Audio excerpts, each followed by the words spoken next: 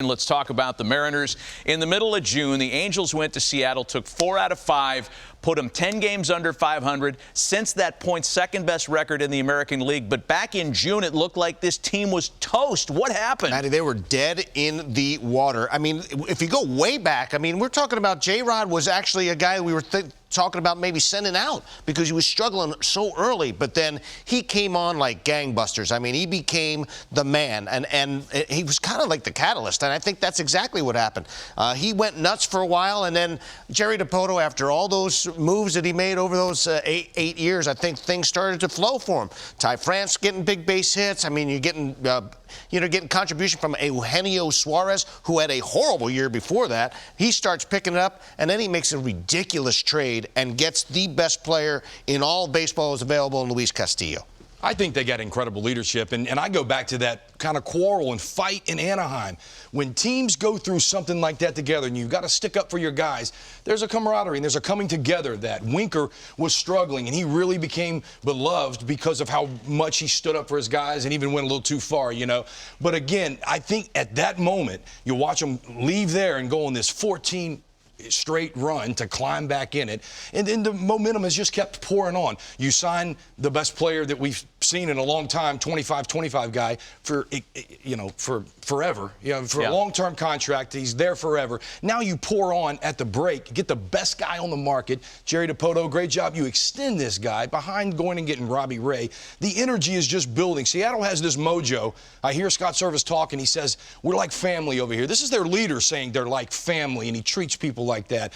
Santana, veteran leadership, big hits. They've just got this mojo. They got a work cut out for them going to Houston. Yeah.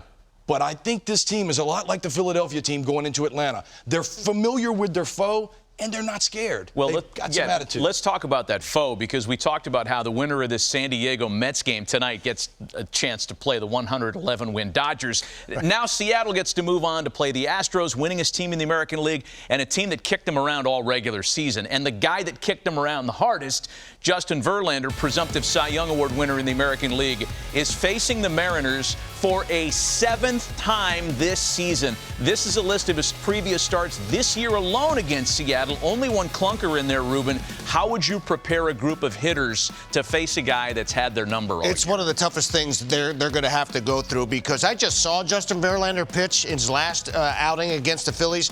He was absolutely dominant. He must have like I can't believe how much life he has in that arm right now. He's got life, and I think he's got, because of the Tommy John, for me, he's a guy that's a fresh arm. And which is crazy when you're starting to talk about a guy who's 40 years old. I mean, he's dealing high fastball. You can't catch up to it. Nasty breaking stuff. I mean, he's as good as I've ever seen him at age 40, almost 40 now. You're exactly right. He's Tom Brady of baseball world. This guy just continues to get better. Execution. It comes down to executing. When you have that guy's stuff and you execute, you saw, if he doesn't execute, you can kind of get him.